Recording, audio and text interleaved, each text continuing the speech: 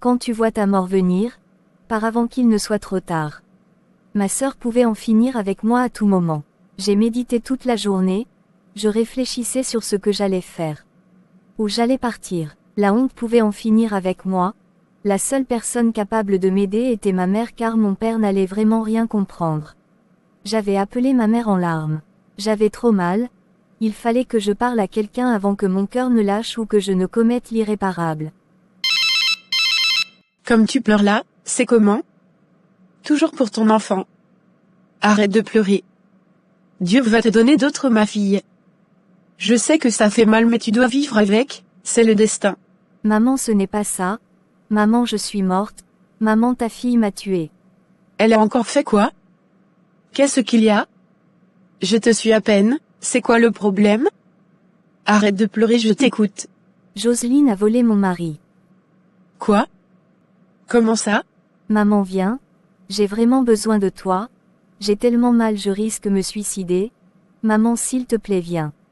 Dieu sait encore quoi l'autre aussi. J'ai la tension, vous allez finir par me tuer. J'arrive. Ma mère était au travail. Elle est sortie du bureau direction Yaoundé pour venir à mon secours sans savoir que c'était sa fin comme ça. Elle était arrivée aux environs de 14 heures, perturbée et inquiète. Il y a quoi ici? Vers Jocelyne a fait quoi? Ah, maman, Jocelyne couche avec Boris depuis un temps. C'est hier que je l'ai su. Je suis partie à la paroisse pour prier. Quand je reviens, je les trouve en plein ébat. Ils riaient dans toute la maison. Seigneur, c'est encore quoi l'autre aussi? Je lui ai demandé comment et ce qu'elle pouvait me faire ça, moi sa propre petite sœur. Elle m'a dit comment elle me déteste, mon père et moi. Comme nous avons tué son père, maman, qu'est-ce qui s'est réellement passé avec son père? Vers Jocelyne, qui lui avait dit ça? Pourtant elle ne savait rien, son père m'avait tellement aimé, je lui ai dit que ce n'était plus réciproque, j'aime quelqu'un d'autre. Je croyais qu'il avait compris et accepté. Quand je suis tombée enceinte de ton père, on m'avait juste appelé qu'il s'était suicidé en laissant une lettre. Le jour de l'enterrement je suis partie, c'est sa petite sœur qui m'avait montré cette lettre.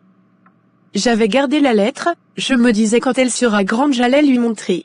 Et pourquoi tu veux savoir qui lui a dit? Mais c'est clair, elle a vu la lettre dans tes affaires. Le problème c'est que je ne retrouve pas cette lettre depuis plusieurs années aujourd'hui. Je ne sais pas qui l'avait prise. Maman, tu n'es pas sûre que c'est Jocelyne. Nous sommes restés là. Maman était dépassée par les événements. Elle n'avait jamais imaginé que ma sœur nous haïssait autant, encore moins l'origine de cette haine vers 17 heures. Puisque maman avait dit qu'elle allait voir tout ça elle-même de ses propres yeux. Voilà Jocelyne qui était rentrée comme de rien n'était sans se soucier de quelque chose. Lorsqu'elle vit maman, elle passa sans même saluer, elle alla à la cuisine. À partir du salon, j'entendais comment quelqu'un faisait la cuisine, maman ne comprenait presque rien, elle me fixa du regard. Tu as vu, voilà donc les comportements de ta fille dans ma propre maison. Elle va me sentir tout de suite. Maman s'était levée pour se rapprocher d'elle pour bien comprendre. Tu rentres, tu me vois, tu passes sans me saluer. Je suis obligée de te saluer. Voilà ta fille chérie Nonan, elle n'est pas au salon. Laisse-moi alors tranquille, je prépare la nourriture que Boris viendra manger. En tant que qui? Tu fais ça à ta sœur, pourquoi? Nous sommes tombés tous deux amoureux l'un de l'autre, je ne peux rien. Je dois aussi penser à mon bonheur, je ne vais pas passer ma vie à être l'ombre de ma sœur, je mérite aussi ce qui est bien. Donc si je te comprends bien, c'est seulement le mari de ta sœur que tu as vu? Le cœur a ses raisons que la raison ignore. Maman, tu entends, Jocelyne a séduit mon mari ou pire encore elle a envoûté mon mari. Voilà ce que je subis depuis quelques jours, ma propre sœur. Qui est ta sœur? TSUIIPPPP, je n'ai pas de sœur madame. J'ai fait une fausse couche ici. Mon enfant est décédé, je suis sûre que tu es responsable de ça, Jocelyne. Et puis, si je suis responsable de ça, où est le problème? Au lieu de me dire merci, je t'ai facilité la tâche. Tu allais vivre ou avec un bébé car crois-moi Boris va te mettre dehors. Jocelyne, qu'est-ce qui traverse mes oreilles là? Tu es vraiment derrière cette fausse couche? Tu as tué le bébé de ta sœur? Jocelyne, tu es cruelle. Quand vous avez tué mon père, ce n'était rien, n'est-ce pas? Mon père s'est suicidé à cause de vous. Je vous déteste à mort tous les trois. J'ai la lettre depuis les années, je suis même sûre que tu n'avais pas remarqué qu'elle avait disparu. Tu sais combien d'années j'ai la lettre?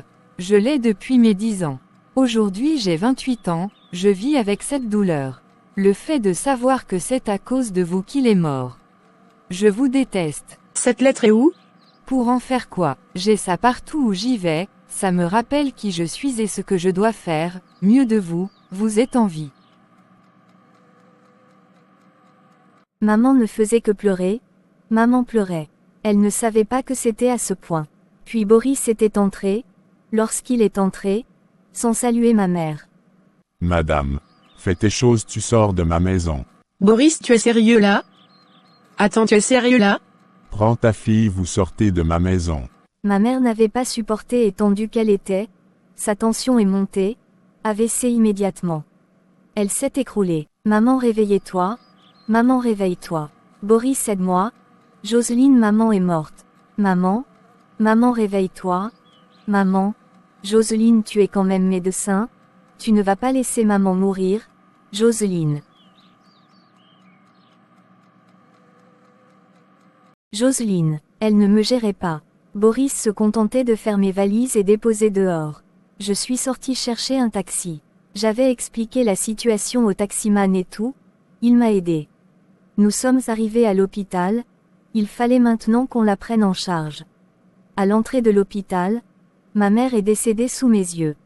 Les médecins ont essayé de me convaincre qu'on pouvait encore la sauver, pourtant j'avais tout vu. C'est 1 heure après qu'on vint me chercher pour m'annoncer la nouvelle. J'avais déjà tellement pleuré que je n'avais plus rien dit. Les larmes ne coulaient plus. Je n'avais personne à qui parler directement. Qui allait m'aider? Je n'avais même pas d'argent. Je n'avais rien sur moi ni mon téléphone. Il fallait mettre maman à la morgue. Il fallait l'argent. J'ai demandé un téléphone à un docteur qui m'avait vue toute désespérée pour appeler. J'avais 4 numéros en tête. Maman, papa, Jocelyne et Boris. J'ai appelé Boris. Il a pris lorsqu'il avait su que c'était moi. Il a raccroché. J'ai appelé Jocelyne. Maman vient de mourir. Et je fais comment? Ok. De leur côté ça ne valait pas la peine. Il me fallait appeler mon père, il pouvait m'aider. J'y avais appelé papa. Je lui ai juste dit que maman était morte. Et Quilleux, ne me dis pas ça, qu'est-ce qui s'est passé? ORRRRR, c'est pas possible. Elle est à Douala, elle est morte de quoi? Vous êtes où? Qu'est-ce qui s'est passé? Je suis à l'hôpital. Elle vient de mourir. Je n'ai même pas son FRS pour faire quelque chose. Jocelyne est où? Boris aussi. Papa, pour le moment j'ai besoin d'argent. Tu es donc avec qui? Je suis seule. Attends, j'appelle ton oncle, il te rejoint rapidement. Je suis restée là près d'1 heure encore. La famille de ma mère était arrivée ainsi que le grand frère de mon père. Quand on me demandait ce qui s'était passé, je disais juste un AVC, mais je donnais pas l'origine de sa mort. En quelque sorte, j'étais responsable de cette mort. Je suis partie chez mon oncle vivre pendant un bout, en attendant qu'on enterre ma mère. Je n'arrêtais pas de pleurer, je m'en voulais tellement. J'étais la cause de sa mort. Si je ne l'avais pas appelée, elle serait en vie. J'avais tout expliqué à mon oncle et à mon père au même moment. J'avais tellement mal. Mon père m'avait juste dit de rester tranquille et de réfléchir comment j'allais entamer la procédure pour le rejoindre après l'enterrement de ma mère. 2 mois après, on avait déjà enterré maman. Jocelyne n'est pas venue. J'ai compris qu'elle nous en voulait vraiment. Ça veut dire qu'elle pouvait même nous empoisonner. J'étais couchée. J'ai appris via une connaissance que Jocelyne et Boris s'étaient mariés à la mairie. Je n'ai fait aucun commentaire dessus.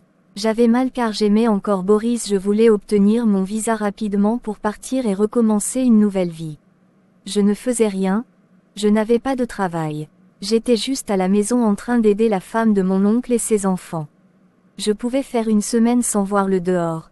Cette année-là, on m'a refusé le visa, je pouvais piquer une crise. Un soir je sors avec la femme de mon oncle. Je l'accompagnais faire quelques courses, car ses enfants n'avaient plus de petit-déj et goûter pour l'école. On tombe sur qui? Jocelyne était enceinte. Elle était seule, j'ai prévenu à ma tante que je n'allais pas la saluer. Nous sommes passés réciproquement, elle nous a traversés aussi. Ta sœur est enceinte, même pas peur, elle n'a même pas la crainte de Dieu, vraiment. Pardon tantine, partons. Nous sommes sortis. On l'a trouvée devant sa voiture comme si elle nous attendait pour me narguer. Une Range Rover blanche. À vrai dire, j'avais mal. Elle allait donner un enfant à un homme que j'avais aimé, que j'aimais toujours. Pourtant moi je n'avais pas pu. Je continuais à faire mon dossier en espérant avoir cette deuxième fois là mon visa pour enfin partir. Quelque temps après, j'avais reçu un message positif concernant mon visa. Je devais voyager une semaine plus tard. J'étais tellement heureuse de pouvoir partir et refaire une nouvelle vie. Une fois en France avec mon père, j'avais fait un mois chez lui, sa femme et leurs enfants, puis après il m'avait pris un appartement au même moment que je cherchais le boulot. J'étais chez mon père un soir pour le dîner, je reçois un message de ma tante qui disait qu'apparemment ma sœur a fait une fausse couche.